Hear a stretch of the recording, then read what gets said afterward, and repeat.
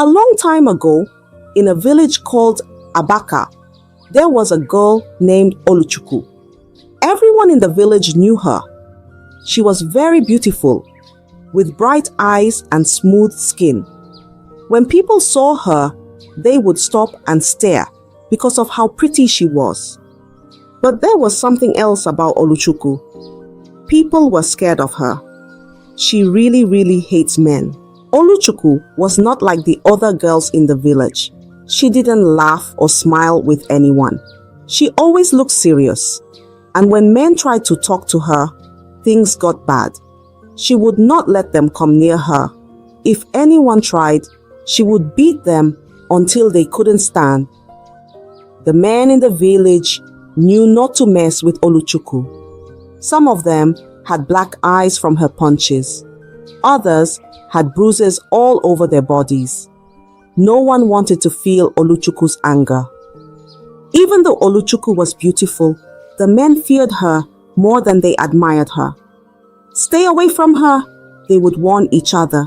She is not like the other girls. People whispered her name like it was a warning. And so, Oluchukwu lived in the village, beautiful, but feared by all.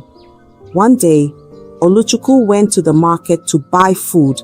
The market was busy, full of people talking and selling things. Oluchukwu moved through the crowd, not smiling at anyone as usual. She picked some vegetables and was about to leave when a young man, not looking where he was going, bumped into her. Without even thinking, Oluchukwu's hand flew through the air. Slap! She hit the man hard across the face. The sound of the slap was so loud, it stopped everyone around. The whole market went quiet. People looked in shock. The man was terrified. His cheek turned red, but he didn't try to fight back. He knew better. His eyes widened with fear as he quickly bowed his head and said, I'm sorry. He didn't wait for Oluchukwu to say anything. He turned around and ran as fast as he could, disappearing into the crowd. The women in the market shook their heads. Some whispered to each other, she did it again. But no one dared to say anything to Oluchukwu. They knew better. Everyone knew not to cross her. So the market went back to normal. But the fear of Oluchukwu grew even stronger in their hearts. In the village of Abaka, many men wanted to marry Oluchukwu. Even though they were scared of her, they couldn't help but admire her beauty. Some men thought, maybe if I'm nice to her, she will like me. Others thought they could change her and make her gentle again. But they were all wrong. One by one, the men came to Oluchukwu. They brought gifts, spoke sweet words, and tried to win her heart. But Oluchukwu was not impressed. She saw right through their tricks. Whenever a man tried to get too close, she would beat him badly. They would leave her house with bruises on their faces, and some even begged for her mercy. But Oluchukwu never showed mercy. Even one of the village chiefs thought his son would be different. She won't dare touch my son, he said proudly. The chief's son went to Oluchukwu, smiling and thinking his high status would impress her. But Oluchukwu didn't care about who he was. When he tried to charm her, she punched him so hard that he lost 2 teeth. The chief's son came back home with a swollen face and missing teeth. He could barely speak. The chief was angry, but knew better than to challenge Oluchukwu. From that day on, men in the village knew that no matter who they were, Oluchukwu would never let them get close without a fight. The men in the village were tired of being beaten by Oluchukwu. The stories of her strength and fierceness spread all over Abaka. The elders of the village began to worry. Why does Oluchukwu behave like this? They asked each other. She's strong, but why does she hate men so much? The elders decided it was time to speak to Oluchukwu. They called her to the village square where everyone could see. People gathered to watch. The men, the women, and even the children came to see what would happen. They were curious about what Oluchukwu would say. Oluchukwu walked into the square, tall and unafraid. She looked around, seeing all the faces staring at her. The elders sat in a circle and waited for her to speak. But Oluchukwu did not look down or show any fear. She stood there, her head high and her eyes bold.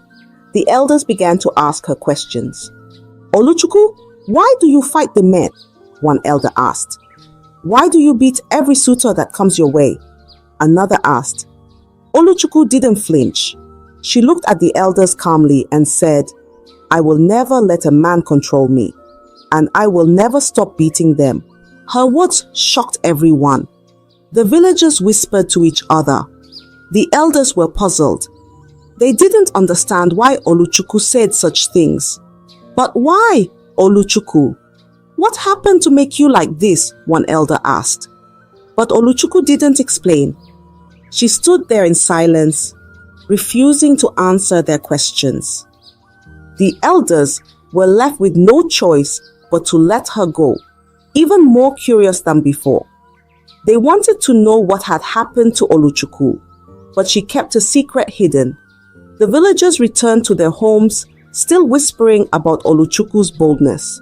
One hot afternoon, Oluchukwu went to the stream to fetch water. The sun was high and the path was rough. As she walked back with her pot full of water, her foot slipped on a rock and she fell hard to the ground. The pot broke and her foot was hurt. She winced in pain, trying to stand, but it was hard. A farmer who was nearby saw what happened and rushed over to help her. He bent down to tie her injured foot, trying to stop the bleeding. But Oluchukwu didn't understand. She thought he was trying to take advantage of her while she was hurt. Without waiting, Oluchukwu's fist shot out. Bam! She punched the farmer in the face, making him fall back. "Don't you dare touch me!" she shouted, her eyes blazing with anger. The poor farmer, holding his swollen face, tried to explain, "I was just helping you." But Oluchukwu didn't listen. She was furious, thinking the worst. The farmer knew better than to fight back. In Abaka, men were not allowed to hit women, no matter what. So he stood up slowly, his face bruised and his body aching. He limped away quietly, leaving Oluchukwu standing by the stream. The story of Oluchukwu's rage spread like wildfire. She beat a farmer who was only trying to help, the villagers whispered. But no one dared confront Oluchukwu. They knew what she was capable of, and her fearsome reputation grew even stronger that day. Despite her fierce reputation, Oluchukwu's beauty had caught the attention of the village prince. He was intrigued by her strength and independence. No one like her exists in the village, he thought. The prince believed he could win her over, so he began visiting Oluchukwu with gifts, fine clothes, fruits, and rare jewelry. Oluchukwu didn't push him away, but didn't warm up to him either. She remained cautious, her eyes watching his every move. The villagers couldn't believe it. "Will the prince be the one to change her?" they whispered. One day, the prince invited Oluchukwu for a walk by the stream. The air was cool and the water flowed gently. As they walked side by side, the prince thought to himself, "Maybe Oluchukwu is starting to like me. She hasn't pushed me away all this time." Feeling confident, the prince made a terrible mistake. He reached out to hold Oluchukwu's hand, thinking it was a small, gentle gesture. But to Oluchukwu, it wasn't gentle at all. It felt like someone trying to control her, just like the men she had fought before. In an instant, Oluchukwu's temper exploded. Her eyes flashed with anger, and before the prince could say another word, she attacked him. Bam! She punched him hard in the chest, and then pow! another blow to his face. The prince tried to defend himself, but Oluchukwu was too strong and too fast. She didn't stop until he was on the ground, bruised and bleeding. The prince's guards, who had been standing nearby, rushed over to help. They picked up the prince, who was too weak to stand on his own. His face was swollen, and he had cuts on his arms and legs. They carried him back to the palace as quickly as they could. When the news spread through the village, people couldn't believe it. Oluchukwu beat the prince. They gasped. No one has ever dared to lay a hand on him. The village was in shock. Even though they knew Oluchukwu was fierce, they never thought she would go as far as attacking royalty. The whole village whispered about it, wondering what would happen next. When the prince returned to the palace, bruised and battered, the king was furious. "Who would dare do this to my son?" he roared. The servants trembled, but they all knew it was Oluchukwu. No one else in the village had the courage to lay hands on the prince. The king immediately summoned Oluchukwu to the palace. Word spread quickly through the village. Everyone rushed to the palace, eager to see what would happen. "How will Oluchukwu answer to the king?" they whispered. The palace courtyard was filled with villagers, all waiting for the fierce girl to arrive. When Oluchukwu finally appeared, she walked into the palace courtyard with her head held high. The people watched her, wondering if she would be scared. But Oluchukwu wasn't afraid. She stood tall before the king, her eyes bold and unflinching, just as she had done with the village elders. The king, sitting on his throne, looked at Oluchukwu with fiery eyes. "Why did you attack my son?" he demanded. His voice echoed through the courtyard, making the villagers shiver. But Oluchukwu didn't flinch. She stood in silence, her face hard and her eyes filled with both anger and pain. "Speak, girl," the king shouted again. But still, Oluchukwu said nothing. She kept her mouth closed, her heart pounding in her chest. The villagers leaned in, waiting to hear what she would say. But Oluchukwu kept her reasons hidden, refusing to explain herself to the king. The king's fury grew. "How dare you remain silent before me?" he shouted. But Oluchukwu remained as still as a stone, her secret locked tightly inside her. The villagers began to murmur among themselves, wondering why Oluchukwu had done it. But no one knew. For now, Oluchukwu's reason stayed buried deep within her heart. The king, growing more furious by the minute, pressed Oluchukwu again. "Why did you hurt my son? Speak now or face the consequences." Oluchukwu's heart felt heavy and she could no longer hold back. Her strong, fierce face softened, and for the first time, the villagers saw something different in her eyes. Pain. Tears welled up and her voice trembled as she began to speak. "My father, the man who was supposed to protect us. He wasn't kind," she said, her voice low but full of hurt. The villagers leaned in closer, straining to hear. Oluchukwu's eyes filled with tears as she told the story she had kept buried for so long. "He beat my mother every day. He treated her like a slave, shouting at her, pushing her around, and whenever she tried to speak up, he would threaten her. He would raise his hand and she would grow quiet, too scared to say anything." The crowd was silent, hanging on every word. Oluchukwu's voice cracked as she continued. "One day, my mother was pregnant. There was a small argument, something so small, but my father, he lost his temper. He beat her so badly that she fell to the ground. She lost the baby that day." Oluchukwu paused, her tears now flowing freely. And soon after, she lost her life too. Back in the prison, the villagers gasped, shocked by the terrible truth. Oluchukwu stood there, her body shaking with grief as she spoke of her mother's death. "I was just a child," and I watched her die. I could do nothing to help her. She wiped her tears, but continued. After my father died not long after, I thought I would be safe. But when I went to live with my uncles, it was no better. After her father died, Oluchukwu thought the worst was behind her. She hoped her new life with her uncles would be different, that maybe she could find some peace. But what she found was even worse than before. Her uncles were cruel men, just like her father, but even more shameless. They brought different women to their house, day after day. Oluchukwu would see them treat these women with no respect. They forced themselves on them, using harsh words and ugly actions. The women had no choice but to obey, too scared to fight back. And it wasn't just the women they brought home. Their own wives, the women who lived in the house with them, were treated just as badly.